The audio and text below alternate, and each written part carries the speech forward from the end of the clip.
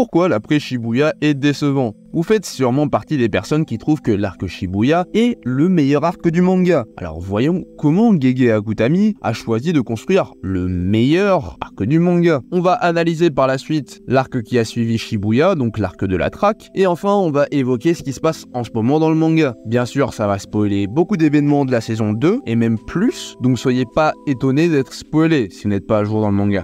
Le meilleur arc du manga, Shibuya. Le 6e arc du manga nous raconte comme pitch de départ que le 31 octobre 2018, un rideau a été levé dans la zone du métro de Shibuya. Ainsi on y comprend assez rapidement que c'est un plan pour battre Satoru Gojo, le plus fort des exorcistes, l'homme qui est quasi invincible. Donc évoquons ensemble les moments qui me semblent être des gros points forts pour l'arc et qui confirment bien que l'arc est une masterclass. Ainsi, de part des civils coincés dans le rideau, seul Gojo est en charge du problème. Gojo se retrouve ainsi en 1v3 contre Hanami, Jogo et Shozo. Et il va encore nous montrer la puissance dont il fait part, puisque en plus du malus de devoir éviter un max de pertes de citoyens et combattre en plein milieu d'une foule, il va réussir à tuer Hanami très facilement, avec une violence remarquable, qui déjà nous met dans le bain de l'arc, mais en plus nous donne un super bon petit combat. Sachant que voir Gojo à l'œuvre est incroyable à chaque fois, on en profite, continuons sur notre lancée avec Gojo, mais lorsqu'il nous lâche son expansion du territoire de 0,2 secondes au chapitre 89, c'est une scène qui est très stylée et qui nous montre encore à quel point cet homme est exceptionnel, réussissant à chaque fois à réussir des exploits en quelques millisecondes. Et enfin, le premier dénouement de l'arc, le fait qu'il soit scellé au chapitre 90, de par une hésitation sur son passé, et sur son meilleur ami plus précisément. Mais je pense que ce moment n'est pas une mauvaise chose, mais plutôt une bonne chose pour Yuji. Je vous explique. En fait, bien que ce soit son mentor et qu'il ait largement fait progresser Yuji Itadori, Gojo Satoru est bien trop fort pour l'histoire. Il est tellement que ça représente un poids pour Yuji. Chaque situation peut être résolue par Gojo, chaque adversaire peut être battu par Gojo. Par conséquent, c'est un peu la solution à toutes les situations où Yuji n'arriverait pas à battre quelqu'un, comme contre Hanami, où Gojo a terminé le combat. Qui est en vérité une chose, même si difficile à accepter, mauvais pour son développement et pour l'histoire du manga. C'est donc une bonne chose qu'il soit écarté de l'histoire pendant un bon petit moment, et c'est ce qui constitue selon moi un des premiers plus gros points forts de l'arc. D'ailleurs au chapitre 96, on nous montre à quel point Gojo pèse sur l'équilibre du monde. Et ceci depuis sa naissance. Ça nous approuve encore plus que ça va être n'importe quoi sans lui. Tous les esprits maléfiques vont en profiter car n'ayant plus Gojo pour les arrêter. D'ailleurs, on voit qu'à l'époque où Gojo était enfant, il avait déjà une prime sur sa tête et était chassé par de nombreuses personnes. Au chapitre 100, Nanami, qu'on a très peu vu dans l'histoire, va nous montrer à quel point un chaman de rang 1 peut être puissant, qu'il va éteindre son adversaire Haruta en moins de 2. D'un autre côté, il y a Yuji qui va avoir l'occasion de faire un gros combat contre Shozo, qui de par une stratégie bien amenée par Mekamaru, réussira à avoir un combat plus que serré, jusqu'à qu'il finisse le combat, par un souvenir envoyé par un pouvoir mystérieux de Itadori, qu'on n'a pas encore compris, le fait qu'il puisse envoyer des souvenirs. Et là, ça a fait penser à Shozo que Yuji faisait partie de ses frères, et il décida de s'en aller. Mais Itadori a tout de même perdu ce combat. Après ce combat, on va arriver au combat qui est selon moi le meilleur de l'arc, Jogo contre Sukuna, qui commence au chapitre 111, par le fait que Jogo, voyant son ami mort, Dagon, il décide ainsi de le venger, en mettant dans un sale état Nanami, ça on l'évoquera un petit peu après. Et ensuite il décide de valser Nanami et Maki d'un seul coup. Il se prépare à tuer Naobito Zenin, et il fait interruption de par le ressentiment de la présence de Sukuna. En effet, à ce moment, Nanako donne les gros doigts de Sukuna dans la bouche à Yuji. Jogo débarque, il dit « Mais wesh, vous êtes des ouf ou quoi? Vous jouez à quoi ?» Et là, sur un bref souvenir, il décide de lui donner à bouffer tous les doigts qu'il a en possession. Qui, évidemment, réveille le monstre qu'est Sukuna, qui, dès son entrée, va nous montrer sa supériorité en faisant s'agenouiller toutes les personnes environnantes. Jogo qui va sous pression fermer sa bouche et regarder ce qui se passe. Puis on va avoir Sukuna qui va demander aux deux filles, Léon Nourri, quelle était leur intention de faire ça. Et juste après avoir reçu leur réponse, et n'étant visiblement pas assez satisfait de la réponse, ils les tuent tous les deux d'un revers de main. Si violent que j'en doute qu'on puisse vous mettre l'extrait sans se faire strike par YouTube. Bref, Sukuna, on lui donne pas des ordres. Ensuite, Sukuna décide de nous étaler sa supériorité face à Jogo, dans son meilleur atout, le feu. Jogo, qui alors jusqu'à maintenant nous avait toujours fait penser qu'il était faible, parce qu'il a fait que perdre, mais ça s'expliquait par le fait qu'il avait affronté que des monstres, genre Sukuna, ou encore Gojo. De ce fait, il est à chaque fois perdu, mais c'est, je le rappelle, un fléau de classe S. Et là, le chapitre 116 va nous donner pour ce combat entre Sukuna et Jogo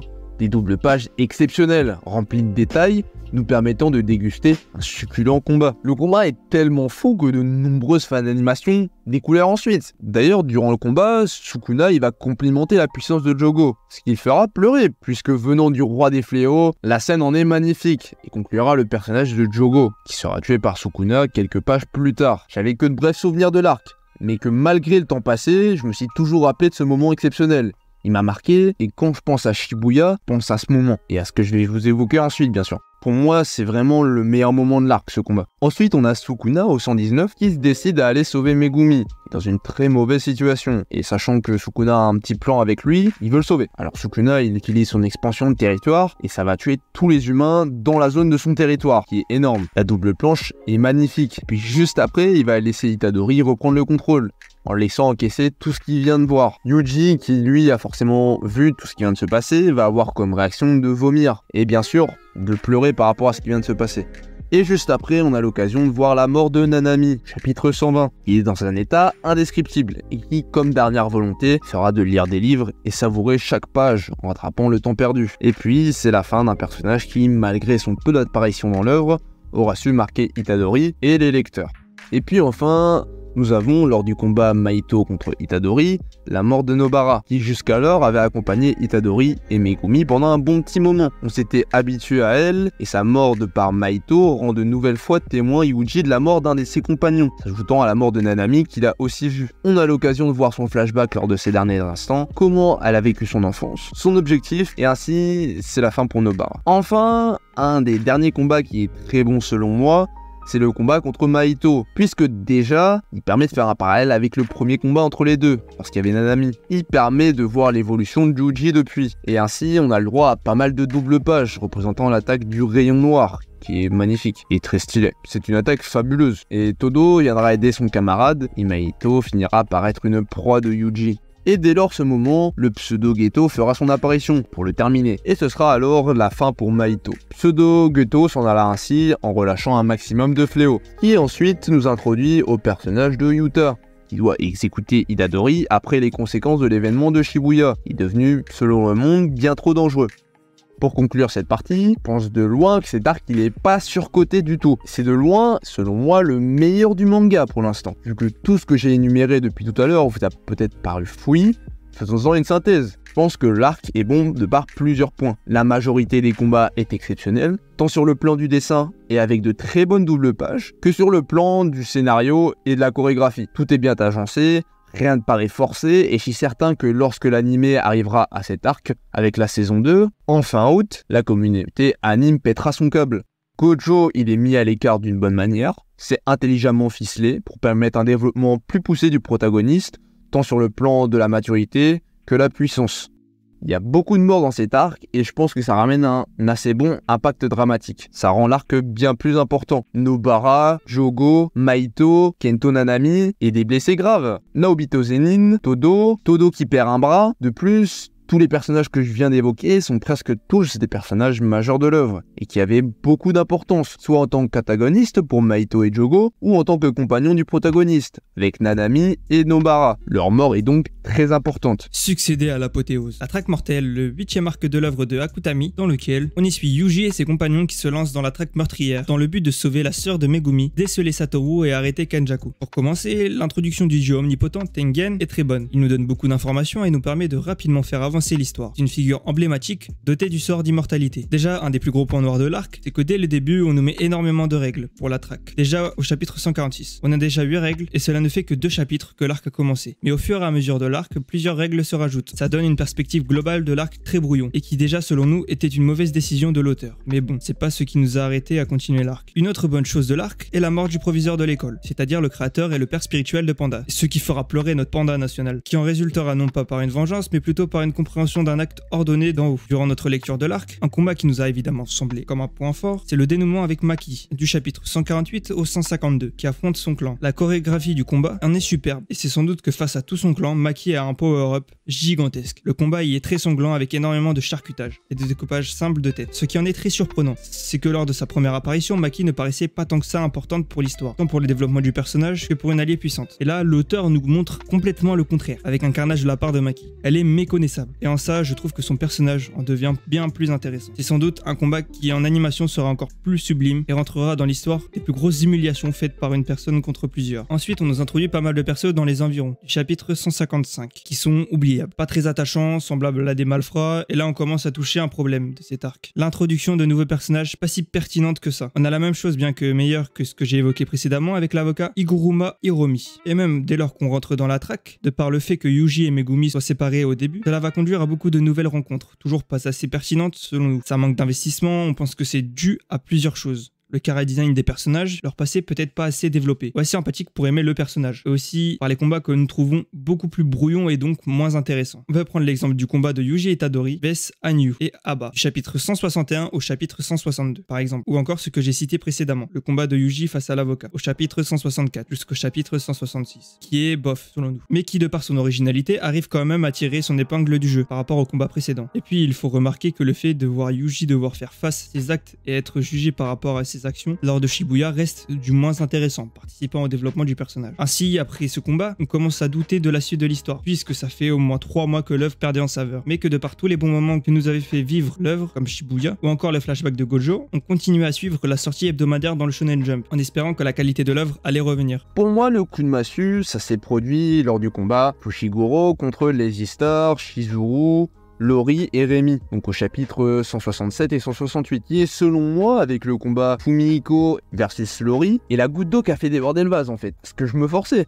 j'attendais toujours un bon moment qu'elle allait arriver, et j'attendais toujours quelque chose qui me fasse ressentir des émotions. Et ces deux combats en fait, ils étaient tellement chiants qu'au final j'ai complètement abandonné le manga pendant presque 1 an et demi. Pour ma part, ce qui m'a fait arrêter le manga, c'est sur le plan général, c'est-à-dire l'inclusion d'énormément de règles et l'inclusion d'énormément de personnages que je trouve inutiles à l'histoire. Mais le moment où j'ai totalement saturé, c'est juste avant que Yuta combatte Ryu et Kuro. À partir du moment où j'ai vu la présentation de ces deux derniers personnages, j'en avais marre, même si j'adore Yuta. En bref, de nombreux moments au début, mais vraiment au tout début de l'arc, sont bons. Vraiment le moment avec Maki, c'est le meilleur moment de l'arc. Il est juste légendaire son combat. C'est un arc qui a mal tourné pour plusieurs raisons. Beaucoup trop de règles mises en place, beaucoup de personnages qui sont introduits mais qui au final ne sont pas vraiment des personnages, qui sont largement oubliables et qui n'ont aucun chara design, très stylé ou atypique. En soi, ils produisent juste de l'indifférence. Mais heureusement, la fin de la trek amène à un événement qui est fabuleux, le déclic. Et puis en traînant sur Twitter, comme d'habitude, on voit que Jujutsu Kaisen apparaissait dans nos tendances. Twitter, et pour cause, c'est le chapitre 212 qui venait de sortir. Où dans ce chapitre, Sukuna utilise Megumi pour son plan et réussit à avoir le contrôle de son corps. Ce qui est complètement fou. Le moment est tellement fou qu'il nous a donné envie de voir la suite. Il nous a hype, nous a redonné la flamme qui était jadis perdue. Et ainsi, c'est de cette façon qu'on s'est tous les deux remis à lire Jujutsu Kaisen. Et d'ailleurs, parlons de ce qui se passe en ce moment, c'est complètement fou. Déjà, on a enfin l'utilisation du pacte éternel, un élément qui avait été mis en place au tout début de l'histoire, quand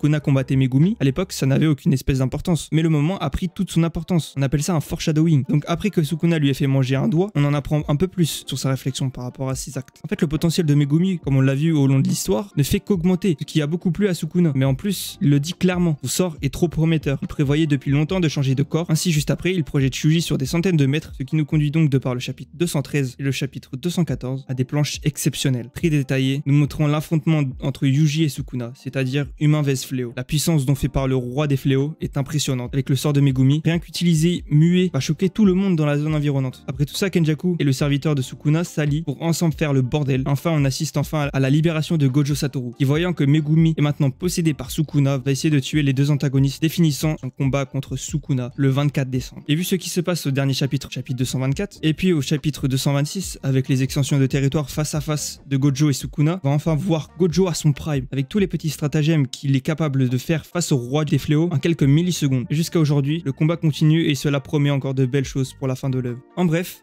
Akutami a su nous créer un arc de folie avec Shibuya. Cet arc propose énormément de bonnes choses, c'est le sommet de Jujutsu Kaisen pour beaucoup, et nous faisons partie de ces personnes. Mais malheureusement, succéder à un arc aussi bon ne s'est pas fait sans dégâts, ce qui nous a fait arrêter le manga pendant un petit moment. Mais de par Twitter et un moment que beaucoup de fans attendaient, l'œuvre a su nous surprendre agréablement, comme elle avait toujours su auparavant. Et depuis, c'est un réel plaisir de suivre le manga. En tout cas, j'espère que cette petite réflexion sur l'œuvre de Jujutsu Kaisen vous aura plu. Dites-moi en commentaire si vous avez aimé l'arc de la track ou non, et puis pour quelle raison. Ce serait super intéressant d'en savoir plus. Je vous dis à la prochaine. Ciao!